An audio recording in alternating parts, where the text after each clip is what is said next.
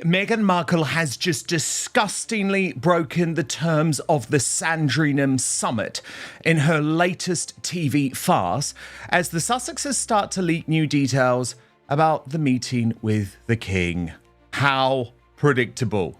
You know, Chums, while lots of people believe that His Majesty the King should never have entertained any opportunity with, of course, the former royals known as the Duke and Duchess of Sussex, Meghan Markle and Prince Harry, well, he did. And as I told you, the difficulties that he had was the fact that he controlled it as best that he could. The Duke of Sussex's public humiliation is now complete. Not only will the cost of his failed lawsuit against the publishers of the Daily Mail further deplete his finances, be clear, Harry is broke. Be a good person. That's his good person. And he wants to look after people who are not well and tell them what to do. But knowing Charles, I suspect he will bail him out and make excuses for him. And he'll try and get in before William becomes king. But I don't think she will ever come back to this country. I think he will find it harder and harder. Imagine trusting your own son with one last desperate secret, only for him to sell it out to the highest bidder in less than a week. That is exactly what King Charles did. He trusted Prince Harry, and Harry promised, hand on heart, to keep it private. I mean, this is a woman that once turned around and said, I want to be linked and not ranked, but also the same woman that when she went to, I think it was the LA tar pits, and there was a group of school children, this came out in a report, that there were school children, and she got them, the person, whoever it was, to announce to a bunch of 11, 12-year-old girls, the Duchess of Sussex, let alone when she went to a friend's house that was allowing her to have her interview there. But what if I told you the entire royal reconciliation we all saw in the news was a total fake? A newly leaked recording has just surfaced, and it changes everything. It proves that this wasn't a family reunion. It was a calculated setup from day one. Well, he's eventually going to slink back to California and lick his wounds. And everybody, you mentioned just now about reconciliation with his dad and his dad seeing his grandchildren. Everybody's forgotten about the other side of the family.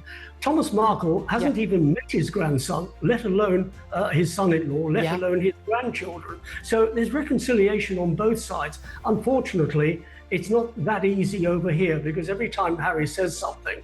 And if you've been calling out this drama from the start, congratulations. You were 100% right. Let's look at the facts. King Charles is fighting cancer. He's vulnerable, he's tired, and more than anything, he wanted to see his grandchildren. So, he took a massive leap of faith. And we've said it. You think of Andrew Mountbatten Windsor, you think of the stuff that's changed within the context of the royal family, and never has there been a bigger time for transparency or them seeing to do the right thing. Strip them of their titles too. I don't understand why two people who believe that everything to do with the monarchy is racist are even using their titles or coming to want to stay in Buckingham Palace. He invited Harry and Meghan into his private space under one strict, non-negotiable condition. What happens in this room stays in this room. Harry looked his father in the eye and agreed. But respect and loyalty clearly have an expiration date of about 72 hours. I like the flower sprinkles, actually. I buy them from a Mexican man called Mr. Big. Harry, you like to get some special ganja, mind-altering substances. Yay, Harry! So, the truth is that this trumped-up action, which cost well over £50 million, should never have been brought to trial. Well, absolutely, it's the greatest folly. I think that this is the nail in the coffin for Harry's reputation. Within days, Harry was on a major podcast. He wasn't there to talk about family healing. Instead, he was cracking cheap, vulgar jokes about his personal life, treating his father's vulnerability as free content for views. Charles kept his word. Harry couldn't even make it to the weekend. This isn't just a one-time slip-up. It is a highly calculated pattern. And a source told Katie Nicholl that the king was adamant about keeping the meeting private, and Harry assured his father that he would not speak publicly about the family get-together. Yeah, Pa, I'm going to be so secret and everything. Mum's the word. I won't say anything about our time at Highgrove House, apart from when I go to see the Guardian straight away and tell them everything. Yeah. And by the way, literally, a couple of days later, he goes on a podcast which was a complete hot mess. Rule number 1 of the Sandringham Summit: do not exploit your royal titles for commercial gain. Harry's reality shows up on MasterChef Australia with the tagline, "Create a dish fit for a duchess." For years, they claimed they wanted a quiet, private life away from the royal spotlight. Yet, they continue to cash multi-million-dollar checks built entirely on the back of the British monarchy. Cringe. Thank you for the royal grift from that. Tash, the Daily Mail, according to Taz, is with me, I should say, the Daily Mail reporting on this, Tash, that Meghan Markle's judging spot on MasterChef Australia will be broadcast later this month, with chefs challenged to create a dish fit for a duchess. The former actress filmed the slot when she visited Australia with her husband Prince Harry during their pseudo-royal tour 3 months ago. She has said her love of good food and Australia were the 2 reasons she chose to be a guest judge on the country's biggest TV show. Today, it was revealed the episode will broadcast on Sunday, July 26th at 7 p.m. on Channel 10, with Media Week reporting Meghan will ask the contestants to create a dish fit for a duchess. So Meghan will ask the contestants. Note that. How can she blame that on the show if she knew that it was happening? You can't demand privacy while simultaneously selling your royal status to the highest bidder. Those of you who said they are only in it for the cash, you weren't being cynical. You were just paying attention. On MasterChef, Harry literally told the cameras, "I wanted to come because of my love of food and my love of Australia." The Duchess, who was claimed to have been very frustrated when her co-stars called her royalty on camera, is said to set a challenge using seasonal ingredients, including Brussels sprouts, celeriac, and Australia's famous macadamia nuts. Quince, lemons, apples, mandarins, and strawberries were also available to chefs, along with Australian honey to sweeten the dishes rather than her own was never branded honey. And then we get the quote, the PR quote for Meghan. I wonder how much she was paid for this. "What attracted me to the MasterChef Australia kitchen?" she asked. 2 things: my love of food and my love of Australia. It was an easy yes. Don't lie, Meghan. You were like, add a 0 onto the fee, then maybe I'll do it. Really? The Australian public didn't buy it for a second. They saw right through the PR stunt. This wasn't a heartfelt visit. It was a desperate attempt to stay relevant. After their Netflix deals cooled down and their Spotify partnership was outright cancelled, the Sussexes found themselves running out of options and running out of money. This is where the mask completely shatters. But let's be realistic here. Meghan preparing a dish fit for a duchess. She was a working duchess for 22 months. Most of that she was actually on holiday and out of the country and maternity leave.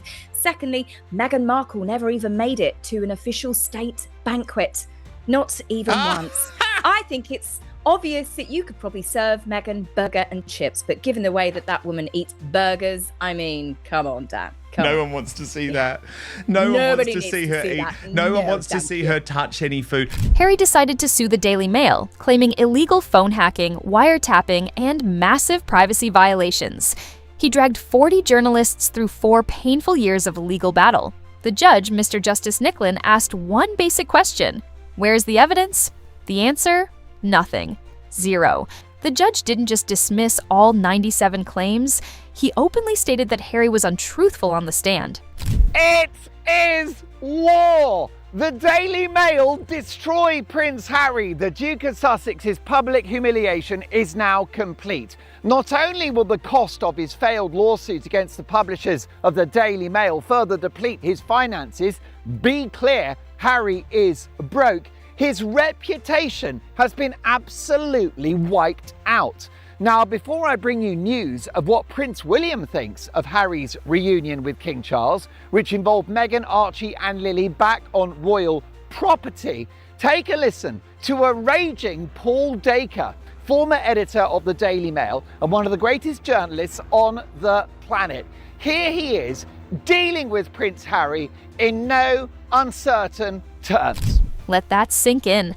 A high court judge basically called a prince a liar. Now, Harry is looking at a catastrophic legal bill of up to £50 million. And since he lied under oath, insurance companies are already looking for loopholes to avoid paying a single penny. You'd think a massive court humiliation and a £50 million debt would make someone stay quiet, right? Not Harry.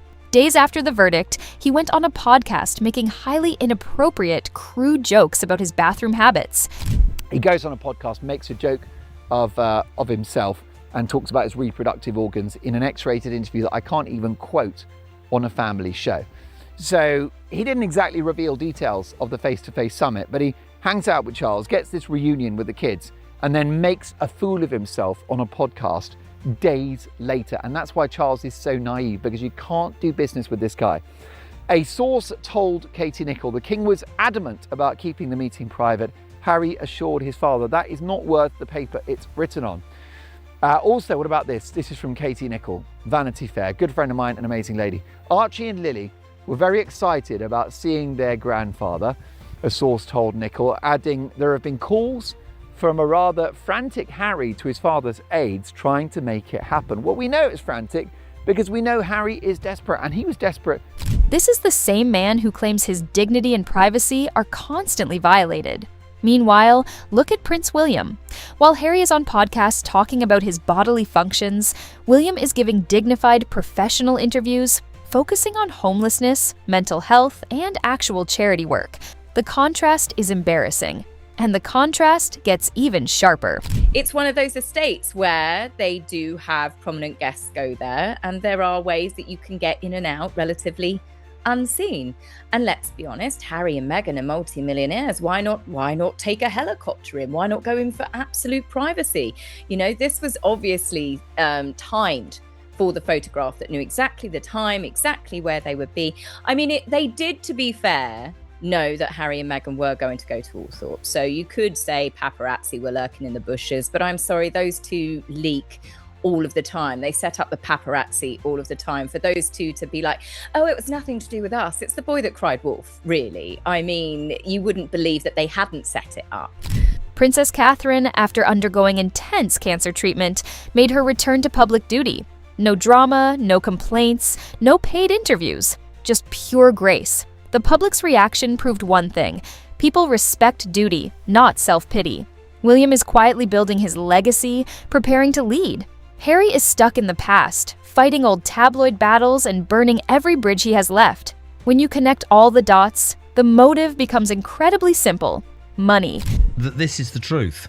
That they will never be able to come to terms with the fact that whatever they do, whatever they say, whatever they promise, whatever they let us down on, they will never be held in the same esteem, not within an inch of the same esteem as Kate and William. And I think she honestly felt that when she clicked her fingers and he went, I love you, that they were going to be, and they had a chance at the beginning, but she is, anybody and everybody will tell you, the most demanding, narcissistic, pain in the arse that there probably has ever been in royal circles. Or maybe not the most, but we just hear you don't trust that they're not going to let it out, you know, kids? Yeah, that's the problem. I do. They're very undisciplined. I think that they lack a strong work ethic. The Hollywood dream didn't pay off the way they expected.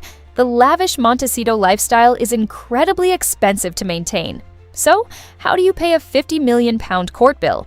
You attempt a reconciliation with the king, hoping to get back into the royal checkbook. And when that fails, you go back to selling secrets. It was never about privacy. It was always about the paycheck. Because you don't agree with it, why the hell do you expect the benefits that come with that when you're patently nothing to do with it? You can't. That's like, I tell you what I'm going to do. Do you know what? My brain's too tired. It's just ludicrous. It is, and the Princess Royal there was an attempted kidnapping with guns, and she still is not on that list for armed security. So the fact that he thinks that he's more special than her, and we have an example of her in jeopardy, is what's most ludicrous to me. But how much do you think it? Because it's my understanding that he was very frustrated the last time he was here. But the game is almost over. Parliament is now actively discussing the legalities of stripping the Duke of Sussex title.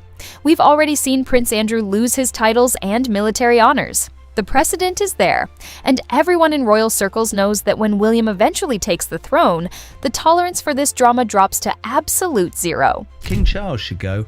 I'm sick of this. It doesn't mean I don't love you, son, but I'm done with this. This is drama. It's no end of drama.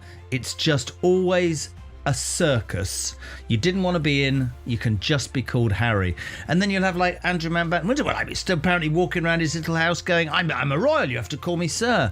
No, you're best friends with a paedophile, mate. Do you know what I mean? Do me a favour. What's it going to take for King Charles to strip them? I don't know. You read, don't you, that he doesn't like confrontation. You read that he's somebody who likes to sort of placate. But if he doesn't, I'm sure William will. The financial and institutional reckoning is officially on its way. From day one, you saw through the PR statements and the emotional interviews. Your instincts were right all along, but this story is far from over. The real consequences are just getting started. She admits that the Sussexes pulled her aside last year to tell her that their advisors are meeting with King Charles's advisors. So Charlotte then sets up a photographer to be outside to catch the meeting between Tobin, King Charles's advisor, and Harry and Meghan's new advisors, Liam and Meredith Maines.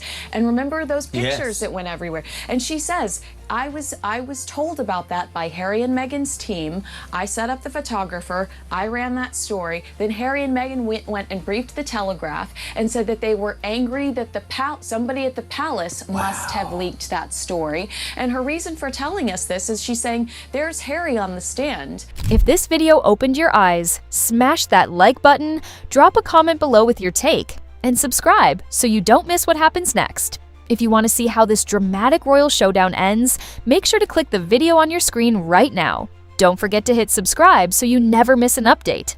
Because the next chapter, it's going to be historic. See you in the next video.